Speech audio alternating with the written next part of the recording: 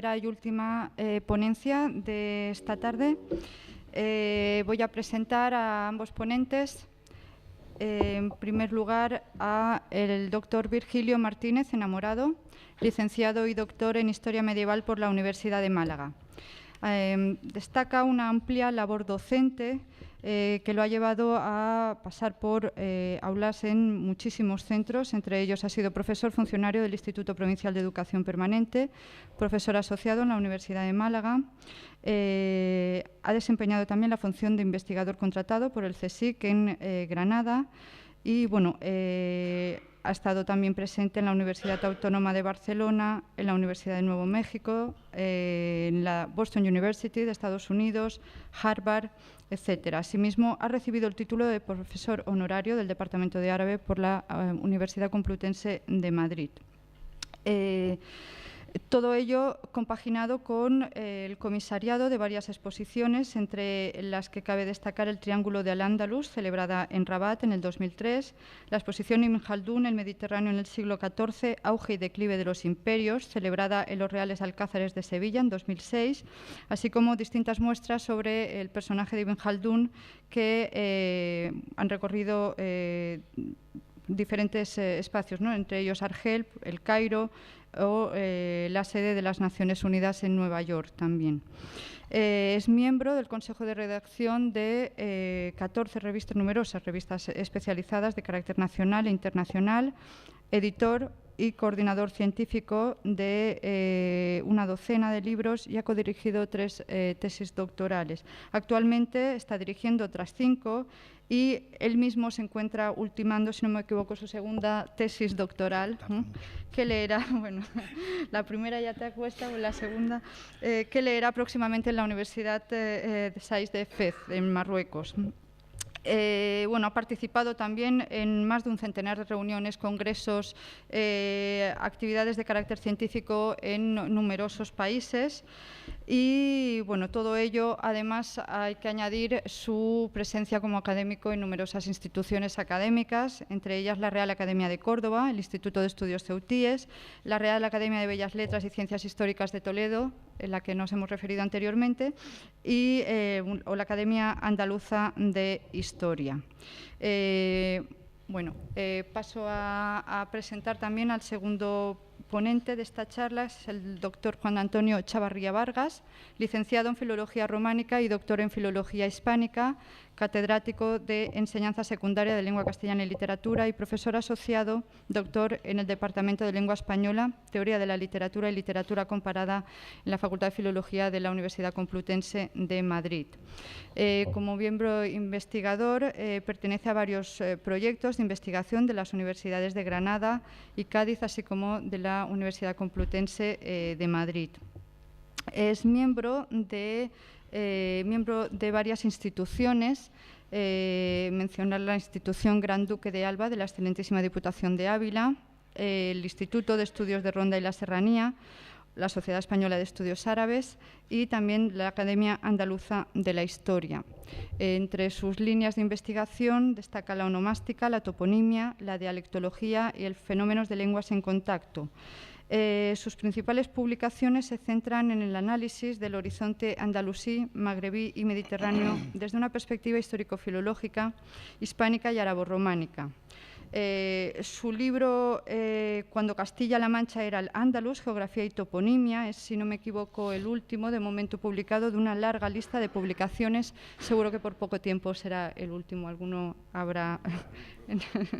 Bueno, sin más, dejo la palabra a nuestros invitados. Muchas gracias, Estela, por tu amable presentación. Bueno, nosotros vamos a hablar de una región toledana en la que hemos centrado nuestra atención en los últimos años, hace un par de años que Juan Antonio me propuso preparar una obra sobre toponimia inédita, hasta qué punto es inédita sería otra cuestión, sobre una toponimia de una comarca toledana al sur occidente de Toledo, en el Alfoz toledano, y estamos preparando una obra que no va a ser una obra de mucha envergadura, porque la mayor parte de esa toponimia ha sido analizada en trabajos anteriores y está la obra monumental y realmente necesitada de un estudio más profundo de González Palencia, perdón, y entonces pues tenemos ante nosotros una región como es el suroccidente toledano, que reúne una toponimia de un innegable valor y una toponimia que debe ser puesta al conocimiento de la comunidad científica y, desde luego, de aquellos que quieren acercarse al conocimiento general sobre Al-Ándalus. Esa comarca es una comarca, Jesús Carrobles ha hecho alusión de alguna manera a ella o a las puertas de esa comarca, a la entrada de esa comarca, dependiente de esa ciudad andalusí que era Tuláitola, Toledo, una comarca, desde luego, donde todos estos ingenios hidráulicos tienen una presencia absolutamente contundente y que refleja, pues evidentemente, lo que significa la implantación de la sociedad andalusí como una sociedad basada en esos principios del hidraulismo sobre los cuales nosotros nos vamos a hacer una especial mención, porque únicamente nos vamos a referir a uno de esos elementos que son los azudes. Tengo que decir que esa comarca también, aunque Juan Antonio Chavarría se referirá recurrentemente a ello, recibe el nombre ya en época moderna de Extremadura Chiquita, y nosotros, de alguna manera, hemos querido recuperar ese nombre y lo hemos traído a esta intervención con este título, el araísmo azud y su presencia en la toponimia del Alfoz sudoccidental de Toledo o Extremadura Chiquita. Es muy difícil concretar qué nombre tenía esa comarca en época andalusí, porque no se ha conservado, como todo en Al-Ándalus debería registrar un nombre que se ha perdido, y por eso hemos tenido que recurrir a este otro, la Extremadura Chiquita, que desde luego resume muy bien lo que significaba ese entorno sudoccidental toledano plagado de ingenios hidráulicos, plagado de alquerías, un territorio que desde luego merece y requiere de un estudio arqueológico mucho más profundo que el que nosotros vamos a hacer, que va a ser una aproximación más bien léxica y más bien desde la toponimia, y que con esta toponimia lo que pretendemos es acercarnos a ese territorio con la intención de que después esos estudios arqueológicos, esos estudios documentales puedan aquilatar mucho mejor en qué consistió esa comarca de la Extremadura Chiquita. Vamos a hacer, por tanto, alusión exclusivamente al arabismo azud, como está presente en esa toponimia de ese Alfoz sudoccidental de Toledo. Bueno, ahí tienen ustedes el esquema de un azud de Murcia, no hace falta explicar lo que es un azud, ya saben ustedes, una pequeña represa, así lo define el diccionario de la Real Academia de la Lengua, del árabe hispano azud y del árabe clásico sud, primero como una forma de máquina que tiene una morfología de rueda, que movida por la corriente de un río saca agua para regar los campos. Y en segundo lugar, otra acepción, barrera, que es la que más nos interesa, hecha en los ríos con el fin de facilitar el desvío de parte del caudal para riego y otros usos. Si observamos este esquema de un azud de la huerta murciana, entenderemos perfectamente cuál es el mecanismo de este tipo de estructuras hidráulicas absolutamente simples, pero que están relativamente presentes en esta toponimia. Quiero decir que en el sur de Al-Ándalus esta toponimia está mucho más ausente. Esto es algo más bien propio de este Alfoz toledano y de otras regiones de Al-Ándalus, estoy seguro también que de la huerta murciana. Robert Pocklington seguro que podrá ilustrarnos al respecto, pero en todo caso hay regiones de Al-Ándalus donde la presencia de este léxico no es tan contundente como este Alfoz toledano, y todo esto desde luego debe ser explicado. No basta con enunciarlo, sino que hay que intentar buscar explicaciones a estas circunstancias. Alcalá ya habla de azud, asuda con el significado de represar el agua sin que se le otorgue otro valor distinto. Docí tiene una entrada larguísima, bastante compleja para interpretarla, porque docí ya se sabe que recoge un volumen de información ciertamente notable, una relación de términos que incluye la raíz sin, dal, dal. Por un lado habla de una esclusa, de una pieza de madera que retiene las aguas de un estanque, y por otro habla de una habitación de reposo, un canapé, e incluso se refiere a la posibilidad de que asudda signifique algo así como un almimbar, como un púlpito desde el cual se dirige la oración. Esto es una interpretación, la que hace Docí, especialmente con términos procedentes de Egipto, muy interesante, porque nos puede llevar a relacionar el término sud con otros que están presentes, muy presentes en la toponimia de algunas regiones de Al-Ándalus, especialmente de su rincón nororiental de la marca superior, Lérida y Cataluña, Aragón y Cataluña. Corriente lo define a la perfección, asude, represa en las distintas lenguas ibéricas, porque está presente no solo en castellano, sino también en portugués, asude, con variantes populares o dialectales, asudra y asudre, azude en castellano, con las variantes andaluza, zúa y zuda, asute en catalán, azud, azú, azuda y zute en aragonés, y azul incluso en murciano. Añade Federico Corriente que la variante portuguesa asuda no puede deberse, como afirma el lingüista portugués Machado, a asuda, sino que es el típico cambio de A en E paragógica, lo que puede extenderse al catalán sodra, dique de contención, con R parásita, y que coromines hacía derivar de sudra, pecho, tela o coraza, evidentemente una interpretación errónea. Zúa en castellano, en dialectal castellano, especialmente en su variante meridional, lugar donde van a parar las aguas residuales, y entra dentro de ese campo léxico. ¿Cuándo se registra el arabismo ya en lenguas hispánicas? Pues nada más y nada menos que en el año 1096, en una fecha relativamente temprana, en un texto latino de San Pedro el Viejo, Capellaniam Zude, deditabati Sancti Ponci, Episcopus Iacensis, de Jaca, aberet misquidam, procede cum omnibus suis pertinenquis et ecclesia Iesu-Nazareni aberet Capellaniam de Zuda cum omni iure suo. Es una forma, por tanto, ya registrada, con esta forma que se van repitiendo en las distintas documentaciones a partir del siglo XI, Asud, Asuda, Azuda, Azude, Azuta, Cuta, con pérdida, por tanto, de la cedilla, Suta, Sud y Zuda. Desde el siglo XI, por tanto, tenemos el étimo incorporado a la lengua castellana como un arabismo de los que se integran en la nómina de arabismos que forman el castellano. Pero lo que llama la atención es que el término sud o sit, en árabe dialectal marroquí es sit, se puede comprobar cualquiera que visite Marruecos, como a las presas, a los embalses se le llama sit. En cualquier lugar de Marruecos un embalse designado bajo ese apelativo. Pero lo que llama la atención es que hay dos términos que producen toponimia. Por un lado, la forma sat, de cerrar, bloquear, tapar, obstruir, y derivado de ella sat, con plural asdad o sudud, obstáculo, cierre, obstrucción, dique o presa. De ahí derivaría la forma castellana azud. Y otra forma es suda, que se emplea para designar una puerta, un umbral o un solio, y que produce un término con un claro valor poliorcético. Claro, esto yo estoy persuadido de que se necesita una discusión en torno a esta cuestión, porque aquí hay muchos elementos que habría que entrar a valorar. Porque evidentemente parece que pertenecen a la misma raíz.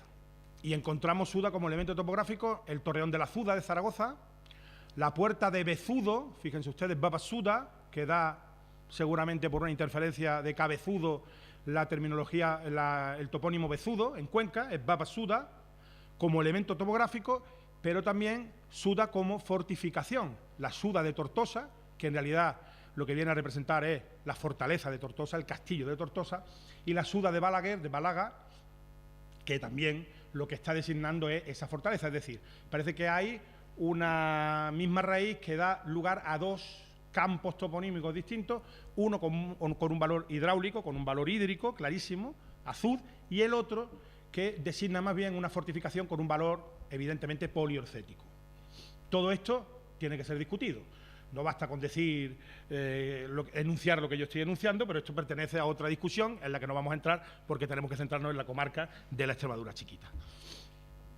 Azuda en bereber o gog no produce, no hay constancia de que produzca toponimia en Al-Ándalus.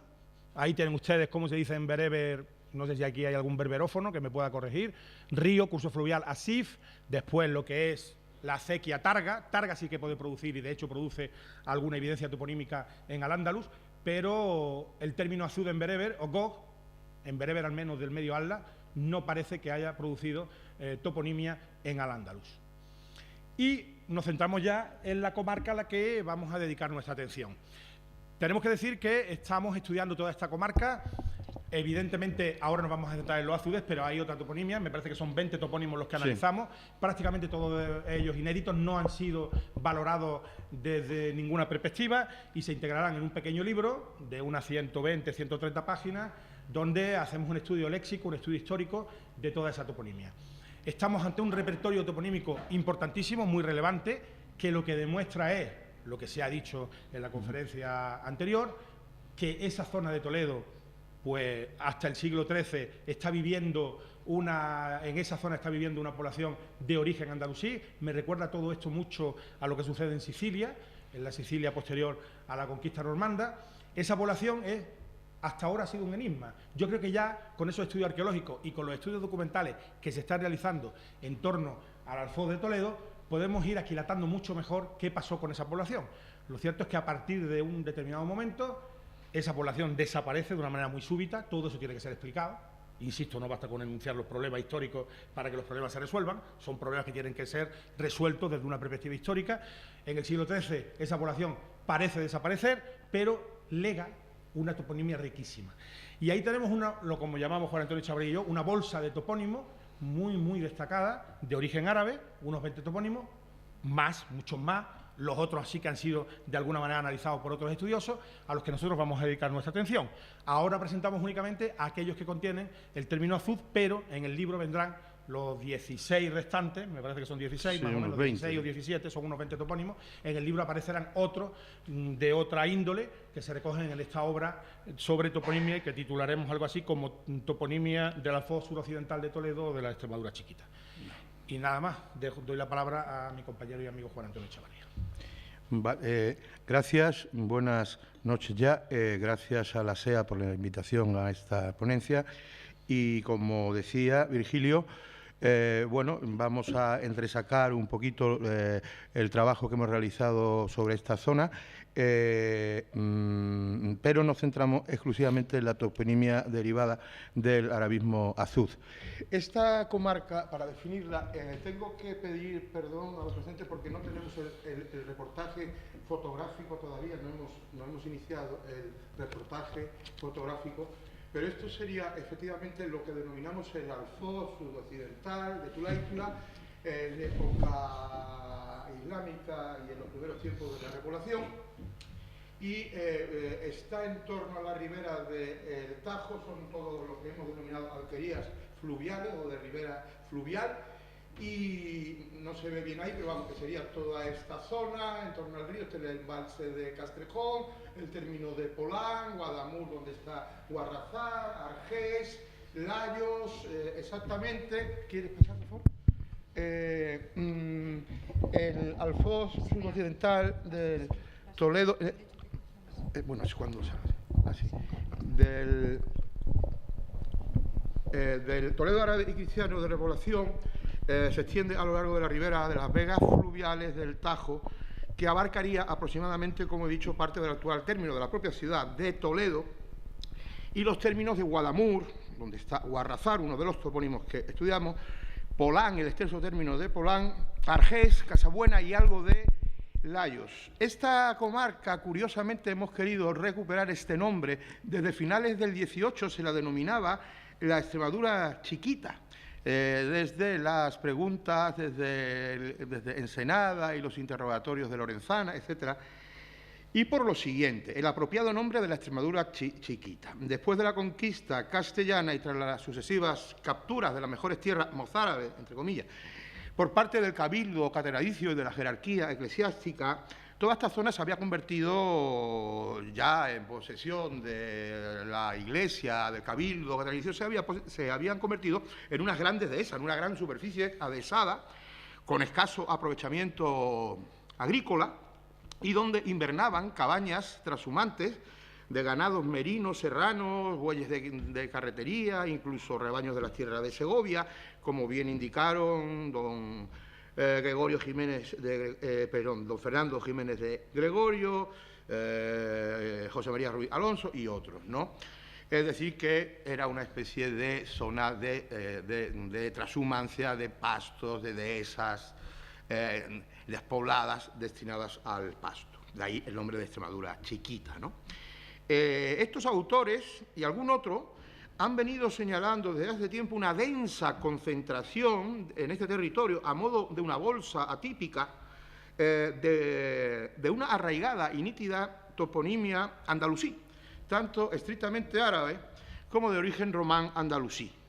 En esta ocasión, como decía Virgilio antes, a propósito de la celebración del 23º simposio de la SEA, abordaremos tan solo la presencia de la toponimia de azud y sus derivados como muestra de ese trabajo más amplio en curso al que se refería Virgilio. ¿Quieres? El primer topónimo que estudiamos es Sud-Alfita. Yo creo que se me oye bien, ¿no? Sud-Alfita, ¿no? Perdón. Sud-Alfita hoy se conserva como casas de alita en un meandro del Tajo, antes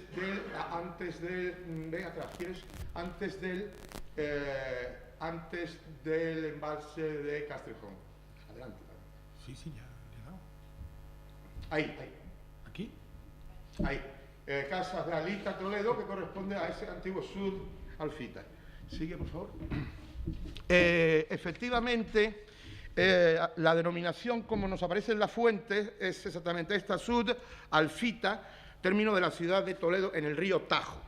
En el dorso de las cartas de compraventa, que son la fuente, consta la traducción castellana, que siempre es presa, carta de la presa de Alfita o de Alfita, que son los molinos de Calaña. El topónimo Calaña se conserva también y efectivamente está por debajo de los molinos de Calaña. Todo lo que hemos estudiado en este caso corresponde a estructuras hidráulicas muy potentes, en el sentido de todo el equipamiento de servicio, de infraestructura que posee, como veremos posteriormente.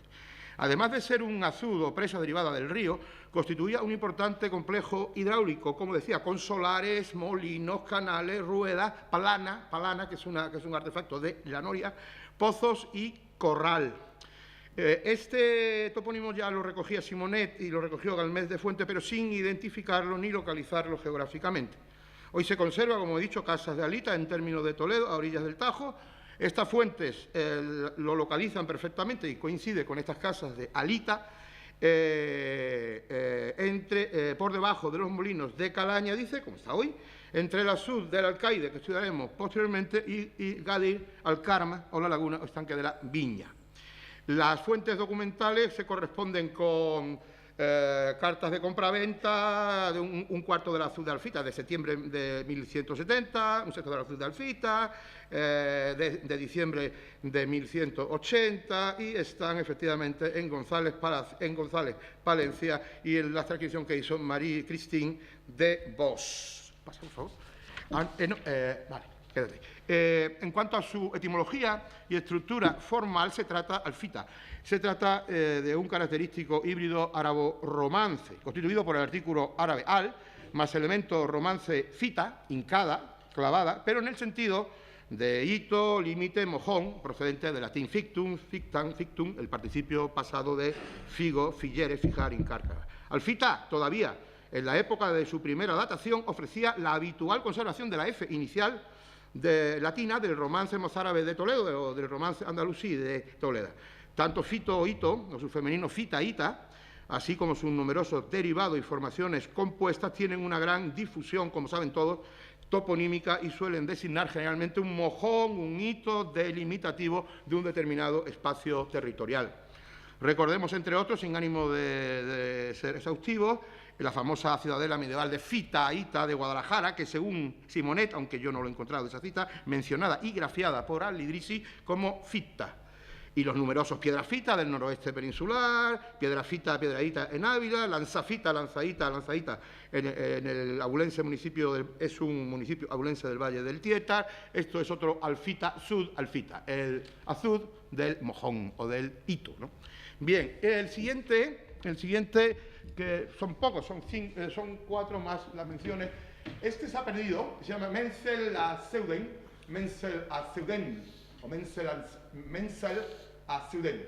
Es desaparecido, lo cita, pasa por favor, aparece aquí en esta cita de un documento que veremos ahora, Menzel Azeuden, Abet Prefatabilla, que vocatur Menzel Azeuden, cum suo azud. Esto es de 1155, del 12, y estaría dentro de las citas que ha hecho tú de azud, sería una de las primeras. Es desaparecido, pero la precisión geográfica, disculpen que me levante y me siente, pero la precisión topográfica de la fuente documental permite localizarlo perfectamente en la orilla meridional del Tajo, inmediatamente al este de Buchel, hoy la Ventosilla. La Ventosilla eran sus términos: a oriente Gadir Alcarm, que no ha salido antes, la laguna de la Viña; a occidente la presa de Bochiel, que es este Buchel; a septentrione la Cabrera, término ya castellano; a meridie Espartal, que ahora intentaremos llegar a lo mejor a una interpretación etimológica de un azud a través de este Espartal, no lo sé. Axara, ahí tienen una jara, una axara, totalmente en el proceso previo de castellanización, ¿no? Es un documento de 1155 de la época del arzobispo Juan, a propósito de los gravámenes y calañas que debían pagar todas las villas y aldeas del patrimonio territorial de la Catedral Toledana. Está citado por Molenat, en el libro de Molenat, y de Hernández de los Cartularios Toledanos. Es un documento de la Catedral bastante reproducido en ciertas obras, ¿no? En cuanto a su estructura formal, etimología y semántica, resulta obvia la presencia del primer componente del árabe mansil, al cual le dedicamos en esta obra posterior, le dedicamos un apartado importante, incluso una discusión, ¿verdad?, sobre ello, ¿no? Que en la comarca adopta inicialmente la variante Mansel, Mensel, que ven ahí, es una etapa previa, ¿no? Mansel, Mensel.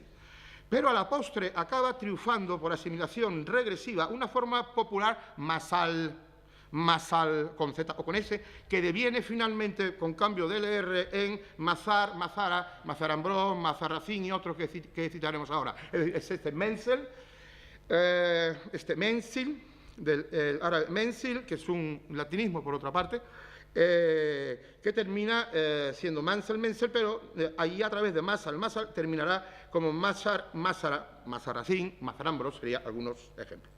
Su significado, según nuestra consideración, apunta más al sentido de establecimiento, residencia, lugar habitado, que al tradicional sentido de venta posada que se le viene dando, ¿no? Abunda sobremanera, y yo creo que en otras zonas de Al-Ándalus no, en Andalucía creo recordar que no, abunda sobremanera, y hemos hecho una relación de todas las toledanas, acompañado generalmente de nombres propios, familiares o clánicos en tierras toledanas.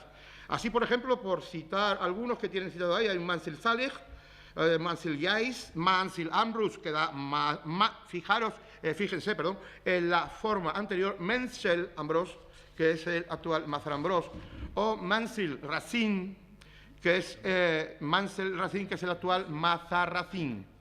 Mansil Yasul, que da Majazul, Mansil Maizara, Mansil Musca, Mensel Mosca, Mazaramosca, que nosotros creemos que es el famoso paraje de Daramezas. Antes dije que no tenemos reportaje fotográfico porque es difícil acceder a estos lugares, son parajes en el campo. No hay ni siquiera resto, alguna casa antigua, son fincas, propiedades, muchas veces no se puede acceder a ellas con facilidad, etc. Ahí tienen otro, Mazarabuzaque, y tienen ahí el étimo, Mansel, Mazarabea, bueno, hay un montón de ellos en este Mansil. Este sería uno más. Y como segundo componente, creemos, y en esto seguimos San Molenat, como segundo componente y en función de complemento nominal de Mensil, parece hallarse la forma dual de azud, esto es, Azudain o Azudein o Azuden con monotongación, los dos azudes, romanceado como Azeuden, que sería el segundo elemento del topónimo. Sería pues este Mensel Azeuden el establecimiento o residencia de los dos azudes, hecho que viene a poner nuevamente de relieve la importancia del azud o presa de riego como elemento nuclear en la estructuración hidráulica de este territorio andalusí. Adviértase, por otra parte, desde el punto de vista estrictamente fonético de la grafía romance desaparecida, la monotongación del ditongo ai en e y la posible falsa ditongación por agregación en ese eu inicial, es decir, que sería de Azudain, sería Azeuden.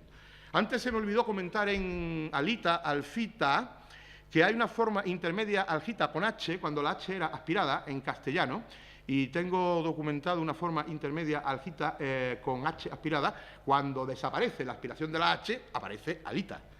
Tú tecleas en Google alita y te salen todas las alitas del mundo de Toledo capital para degustar alitas. Efectivamente, ves que esa H había desaparecido, efectivamente, cuando desapareció la aspiración de la H, que Toledo fue uno de los territorios donde primero desaparece esa aspiración. Continuamos, ya nos falta menos. Este Zubalcaide es muy interesante porque se conserva este Zubalcaide, ese arroyo de Zubalcaide en términos de Polán, Toledo, y remite a un topónimo original que aparece en las fuentes de González Palencia en un documento, es un Sud-Alcaide, un azul del Alcaide. Incluso se puede llegar a saber quién pudo ser este alcaide, ¿no? Bien, este Sud al-Qaid aparece la denominación, cuando me refiero a denominación, es la denominación literal tal como aparece en las fuentes, en los documentos árabes o mozárabes, mozárabe escrito en árabe. Sud al-Qaid, el Asud del alcaide, transcripción literal de las fuentes. Se conserva en el arroyo de Zubalcaide, que atraviesa la dehesa de Daramazán, otro término muy conocido y que tratamos, otro dar, en este caso es un dar, en término de Polán, y desagua en el río Tajo, casi frente a estas casas de Alita, el antiguo Alfita que hemos tratado. Consideramos que el nombre del hidrónimo, del arroyo, procedería de este Azud del alcaide, que da nombre al arroyo. Este Azud del alcaide nos aparece situado frente o por debajo, y uso, dice el documento, del Azud de Alfita. Las fuentes documentales, González Palencia, la transcripción que hizo también María Cristín de Vos, son documentos de 1170, de 1180, son tempranos, del siglo XII, y se refieren a esta venta de un cuarto y de un sexto del Azud de Alfita. Ven ahí, ven la datación de las fuentes, ¿no?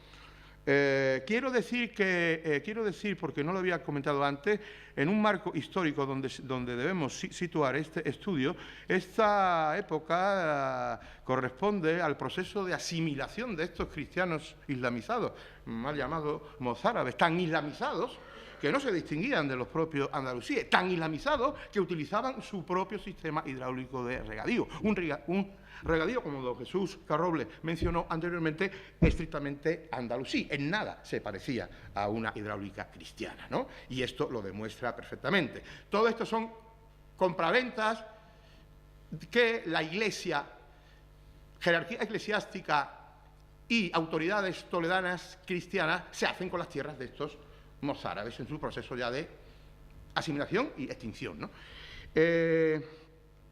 Por eso es importante ver en los documentos testimonio de Solí, mujer de Miguel Ben Sulaimán y sus hijas que vendieron al alguacil Esteban y ya en un cuarto. Esos son los títulos de los documentos. En cuanto a la evolución fonética, este Sud al-Qaid, cómo pasa a este Sud al-Qaid, cómo pasa a Zub al-Qaid. Lo explicamos de la siguiente forma. En cuanto a su evolución fonética, Zub con B más alcaide, hay que contar con una equivalencia acústica entre las sonoras D y B, las dos sonoras, por efecto probablemente de la disimilación de las dos dentales. Robert, yo me seguiré ahí por la disimilación de las dos dentales, es decir, de Zudalcaide se pasa a Zubalcaide. En cuanto al comentario léxico, mencionar su segundo componente, alcaid, con E final paradójica, como en el mismo arabismo castellano, donde cabe destacar la presencia no de la forma clásica árabe, al-Qaid, sino la forma dialectal andalusí y norteafricana, al-Qaid, registrada oportunamente como andalusí, como norteafricana, por Federico Corriente en su diccionario de arabismo. Vamos con el último, que es Sud ibn Harras. Sud ibn Harras. Esto ha dado Zuarraz. Ahí estuve. Es un camino que sale de la Ventosilla, es una finca privada junto al Tajo, una vega magnífica, se llama Casas de Zuarraz, Vega de Zuarraz y Casa Vieja de Zuarraz. Estos eran alquerías de varias casas en torno a un complejo hidráulico, como venimos mencionando, ¿no? Esto está en el término de Polán, Toledo. Seguimos, por favor. Tienen ahí la denominación original de Escaria de Sud ibn Harras. La alquería de la Sud, eso está mal, hay una rata ahí, alquería de la Sud de Ibn Harras. En lectura corregida, esto es importante, en lectura corregida que hizo Jean-Pierre Molenat sobre la transcripción realizada por don Ángel González Palencia, que transcribía como Sad, ahí es sin Dad y es Sud, no puede ser Sad. Luego Ibn, Ben, aparece efectivamente, y es verdad, y es cierto que en el documento, yo lo he visto y lo hemos comprobado, pone Harar o Harar, Sad Ben Harar. Lo que llevó a Molenat a corregir esta grafía es que las formas intermedias de evolución castellana entre los siglos XIII y XVI que avalan la lectura de este investigador francés son clarísimas. Ahí la tienen, Sudaharras, es clarísimo, con C con sedilla, Sudaharras, sin la R doble, Sudaharras, con C con sedilla y S final, y Sudaharras con Z inicial, con grafía Z inicial, que todo remite a Sudharras, que ahora explicaremos. El topónimo se ha conservado, ya digo que lo visité, y en este caso fue bien recibido por los guardeses de la finca, no como en otras ocasiones. Es una pequeña y antigua alquería de ribera fluvial, hoy dehesa, Vegas y casa de Zuarraz, finca de propiedad privada a orillas del Tajo en el noroeste del término de Polán, Toledo. La fuente documental, la hemos citado, es el documento número 957 del volumen 3, documento mozárabe toledano de abril de 1261, donde se dice exactamente Caria, ahí vocalizamos Sud, Ibn Harar. El comentario, el fonético léxico 3, serían los rasgos reseñables, la transmisión romance del topónimo. 1. La eliminación del patronímico árabe Ibn, hijo de, puesto que el lugar, sin ninguna duda, debió de ser conocido simplemente como Sud-Harras. Las grafías castellanas, desde el 13 al 16, lo evidencian con notoriedad. Sud-Harras, Sud-Harras, Sud-Harras, Sud-Harras. 2. La caída tardía de la D final de Sud, porque claro, en Zuarras hay una caída de la D intervocálica, que es muy curioso y se explica fonéticamente de forma impecable. La caída de la D final de Sud, cuando ésta queda en posición intervocálica, D intervocálica cae, una vez desaparecida la aspiración castellana de la H inicial del antropónimo árabe. No hay ningún problema para que la D caiga, y si nos preguntamos por la D de Azud, ¿dónde está? Ha caído, ha desaparecido en posición intervocálica cuando la aspiración de H ha desaparecido. Y lo más discutible, porque este es un término polémico, y este último, me refiero al antropónimo árabe, porque evidentemente es un antropónimo árabe, evidentemente, podría remitir a los siguientes étimos, según nuestra consideración. A Harrar, sedero, con disimulación romance en Harrás, es la única explicación para declarar a Harrás. O como corrigió Molenat a tenor de los testimonios gráficos castellanos, Harrás, pero ese antropónimo por ahora no lo hemos logrado documentar. O bien Harrás con Ja. Zapatero, en árabe granadino, ya don Juan Martínez Ruiz presenta varios lacab de oficio moriscos que tienen esta grafía, Harrás, Zapatero. Pero claro, para eso en el texto no hay Ja. Entonces esta ja, digamos, tenía que corresponder a una ja que no aparece en el texto. Y por último, otras menciones. Nos referimos aquí a otras menciones de azudes en esta Extremadura chiquita, toledana, nombre que intentamos recuperar, en los documentos mozárabes, entre comillas, de los siglos 11-12, editados por la Valencia, que no han dejado descendencia en la toponimia de la zona, pero que sí que se mencionan en la documentación. Y ahora quería hacer un poco de debate etimológico, si os parece. El azul sud de la alquería de Alcubalat, esto es Alcubillete, que es un topónimo que estudiamos, está en la ribera del Tajo, con un complejo hidráulico impresionante. Es un anejo del término de la Puebla de Montalbán, hay una errata, evidente. El azul de la alquería Caria de Alcubalat, que estudiamos hoy, al Alcuyete. Se cita varias veces la venta de ese azul. La presa, esto es traducción castellana, presa de Bochiel, presa de Buchiel, esto es de la alquería o Caria de Buchal, retoponimizada como la Ventosilla, desde el siglo XV, en términos de Polán. Y este azul de Jolfaya, que es el que yo quería discutir, el azul de Jolfaya, concretamente uno de los azules de esta villa desaparecida y anteriormente mencionada, la villa de Menzelaceude, dice el documento, Villa que vocatur Menzeleceuden, como he dicho antes, cum suo asud, quod dicitur Holfaya. Antes se ha mencionado muy cerca de aquí un espartal, y yo no sé si relacionarlo con Halfa, Esparta, pero la parte final no logro descifrarla todavía. Y está muy cerca, y he citado antes un espartal, ¿no? Entonces no sé si hay una raíz de Halfa, ¿no? Esparto. Pues nada más, muchas gracias por su atención.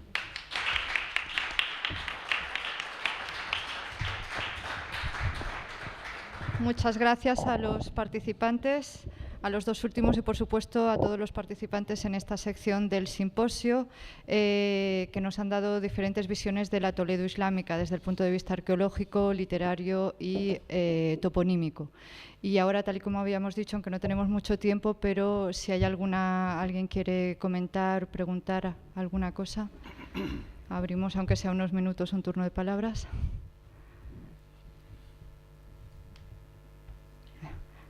Hay tiempo. 5 minutos o 10 yo creo que aún nos dejan.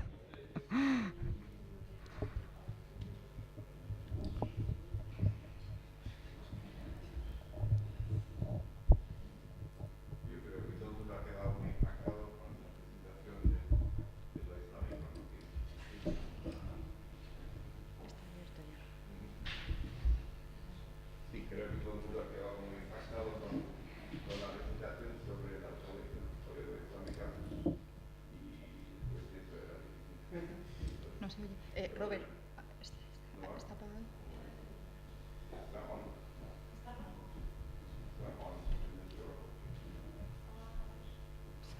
Este se puede ser.